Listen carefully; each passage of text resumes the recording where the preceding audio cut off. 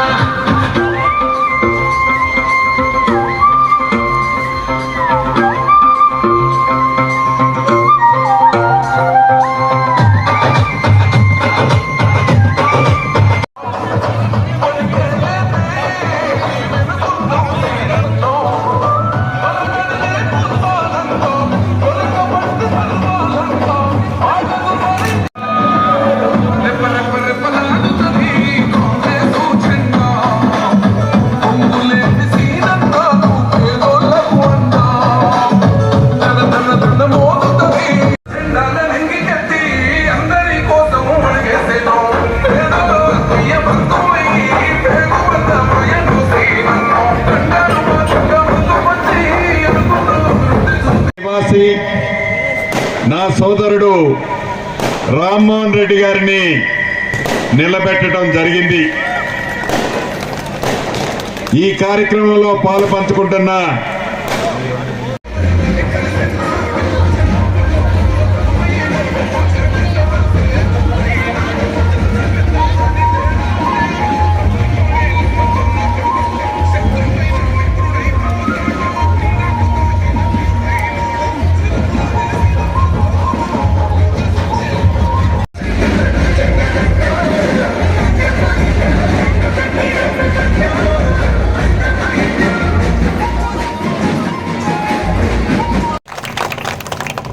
రెండు సంవత్సరాల క్రితం మీ ప్రేమ అభిమానంతో ఆనాడు అత్యధిక ఓట్ల మెజార్టీతో నన్ను మీరు దీవించి పాలేరు శాసనసభ్యుడిగా నన్ను పంపించారు.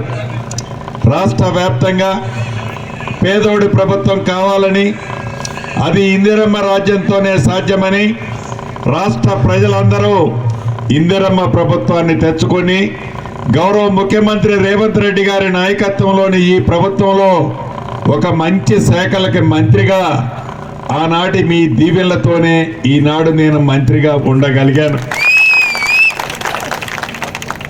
మీకు తెలియంది కాదు, ఈ 2 సంవత్సరాలలో పేదోడి కోసం ఈ ప్రభుత్వం ఎలా తప్పించి పనిచేస్తుందన్నది మీకు తెలియంది కాదు. పేదవాడి ఆత్మగౌరవాన్ని కాపాడటం కోసం, పేదవాడికి ఆనాటి ప్రభుత్వం విస్మరిస్తే ఈనాటి ప్రభుత్వం 200 యూనిట్లు ఉచిత కరెంటు ప్రతి పేద ఇంటికి ఇచ్చిన కార్యక్రమం మీకు తెలుసు. పెద్దోళ్ళు తినే సన్న బియ్యం నా పేదింటి ఆడబిడ్డ తినాలని సన్న బియ్యాన్ని నా పేదింటి ఆడబిడ్డకి ఇచ్చిన సంగతి మీకు తెలుసు. రేషన్ కార్డులు ఇవ్వకపోతే అర్హులైన ప్రతి ఒక్కళ్ళకి కొత్త రేషన్ కార్డులు ఇచ్చాం. పాత రేషన్ కార్డులలో కొత్త పేర్లు మిస్ అయితే కొత్త పేర్లు చేర్చాం. ఆడబిడ్డ ఆర్టీసీ బస్సులో ఎంత దూరం ప్రయాణం చేసినా ఉచిత బస్సు సౌకర్యాన్ని కల్పించాం.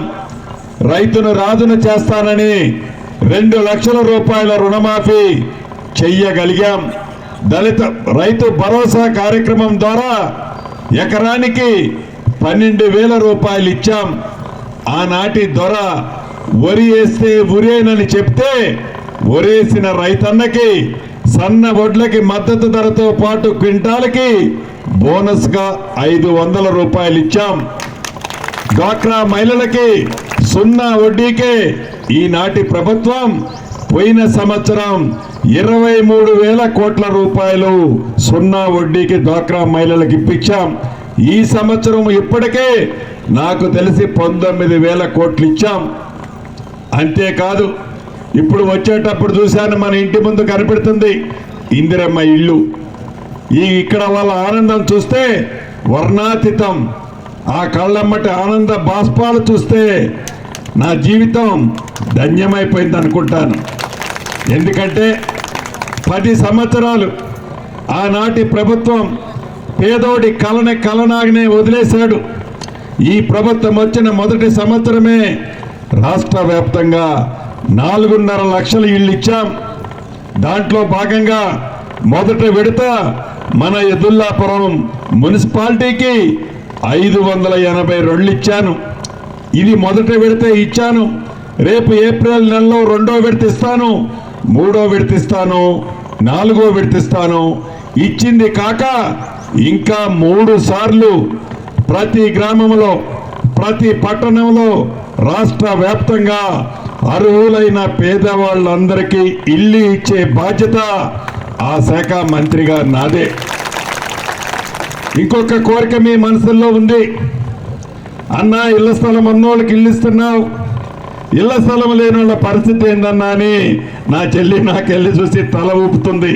నిజం. ఆనాటి ప్రబుద్ధులు, పేదవాడి కష్టం తెలియని దొరలు, పేదవాడి కన్నీటి తుడవలేని చేతగాని దొరలు. ఈనాటి ప్రభుత్వం ఇందిరమ్మ ప్రభుత్వం అంటేనే పేదవాడి కష్టం తెలిసిన ప్రభుత్వం. కాబట్టి ఇళ్ల స్థలం ఇచ్చే మంత్రిని కూడా నేనే, ఇళ్ల స్థలం ఇచ్చే మంత్రిని కూడా నేనే. కాబట్టి ఈ యదుల్లాపురమే కాదు, ఈ పాలేరు నియోజకవర్గమే కాదు, రాష్ట్ర వ్యాప్తంగా ఈ ఎన్నికల కోడ్ అయిపోయిన తర్వాత ఎక్కడైతే ప్రభుత్వ స్థలము నివాసానికి యోగ్యంగా ఉందో అక్కడ గతంలో తీసుకొని నిరుపేదలకి ఇళ్ల స్థలము తప్పకుండా ఇచ్చే బాధ్యత నాదేనని మీ ఇంటి పెద్ద కొడుకుగా ఈ వేదిక మీద నుంచి తెలుపుతున్నా. ఈ ప్రాంత అభివృద్ధి కోసం మీ ఇంటి పెద్ద కొడుకుగా, మీ సీనన్నగా నేను ఏం చేశానో మీకు తెలియంది కాదు. దీంతో పాటు రాష్ట్ర వ్యాప్తంగా ఏ పేదవాడి ప్రభుత్వం అయితే ఈనాడు ప్రజల ముందు ఉందో ఆ పేదవాళ్ల సంక్షేమం కోసం సంక్షేమ కార్యక్రమాల్లో భాగంగా ప్రతి పేదవాడి ఇంటికి 200 యూనిట్లు ఉచిత కరెంటు కానీ, పెద్దోళ్ళు తినే సన్న బియ్యం బువ్వ నా పేదింటి ఆడబిడ్డ తినాలని సన్న బియ్యం ఇచ్చిన కార్యక్రమం కానీ, 10 సంవత్సరాలలో ఆనాటి ప్రభుత్వం రేషన్ కార్డు ఇవ్వకపోతే కొత్త రేషన్ కార్డులు ఇచ్చిన కార్యక్రమం కానీ, రేషన్ కార్డులతో పాటు పాత రేషన్ కార్డులలో కొత్త పేర్లు చేర్చకపోతే కొత్త పేర్లు చేర్చిన కార్యక్రమం కానీ, ఆడబిడ్డ ఆర్టీసీ బస్సులో ఎంత దూరం ప్రయాణం చేసినా ఉచిత బస్సు సౌకర్యం కల్పించడం కానీ, వీటితో పాటు పేద పిల్లలు చదివే హాస్టళ్లలో ఆనాటి ప్రభుత్వం శుద్ధంగా భూమి పెట్టకపోతే 40% డైట్ ఛార్జీలు పెంచి ఆడపిల్లలకి 200% కాస్మెటిక్ ఛార్జీలు పెంచాం. ఇక్కడ ఉన్నది రైతు కుటుంబాలు ఎక్కువ ఉన్నాయి, ఉద్యోగస్తులు ఉన్నారు. ఉద్యోగస్తులకి టెన్షన్గా 1వ తారీఖు నాడు మన ప్రభుత్వంలో జీతాలు ఇచ్చుకుంటున్నాం. రైతుని రాజు చేసే దాంట్లో 2 లక్షల రూపాయల వరకు రుణమాఫీ చేశాం. రైతు భరోసా ద్వారా ఎకరానికి 12,000 రూపాయలు ఇచ్చాం. ఒరేస్తే ఉరే అని ఆనాటి దొర చెబితే ఒరేసిన రైతుని రాజు చేసే దాంట్లో భాగంగా సన్న వడ్లకి మద్దతు ధరతో పాటు క్వింటాలకి 500 రూపాయలు బోనస్ ఇచ్చుకున్నాం. పేదవాడి ఆత్మ గౌరవానికి చిహ్నంగా ఒక చిన్న గూడు ఇల్లు కట్టుకోవాలని కోరుకుంటది. 10 సంవత్సరాలలో పేదవాడి కోరికలాగానే ఆనాటి దొర చేశాడు. పేదవాడికి ఇల్లు కట్టిస్తే నాకేం కమిషన్ వస్తుంది, కాళేశ్వరం కడితే 1,00,000 కోట్ల కమిషన్ వస్తుందని కాళేశ్వరం కట్టాడే తప్ప నా పేదింటి ఆడబిడ్డకి ఇల్లు కూడా కట్టలేని పరిస్థితి మీరు చూశారు. అటువంటి పరిస్థితిలో ఈ ప్రజా ప్రభుత్వం ఏర్పడిన మొదటి సంవత్సరంలోనే 4,50,000 ఇల్లు 22,500 కోట్లతో ప్రతి నియోజకవర్గానికి మొదటి విడత 3,500 ఇల్లు ఇచ్చాం. మన ఎదుర్లాపురం మున్సిపాలిటీ కూడా 587 ఇల్లు ఇచ్చాను ఆ శాఖ మంత్రిగా.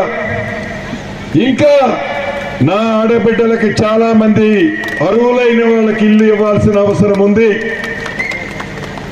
ఇల్లే కాదు, ఇళ్ల స్థలాలు లేని నిరుపేద నా ఆడబిడ్డలు ఉన్నారు ఇక్కడ. కొంతమంది చెప్పుకుంటారు ఇళ్ల స్థలాలు మేమిస్తామని.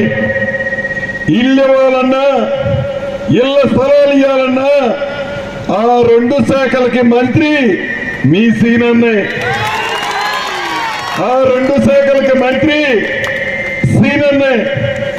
కాబట్టి ఎవరు ఏ మాటలు చెప్పినా, ఏ కబుర్లు చెప్పినా, కట్టు కథలు చెప్పినా నమ్మొద్దని నా తోబుట్టువులకి శిరస వంచి చెప్తున్నాను.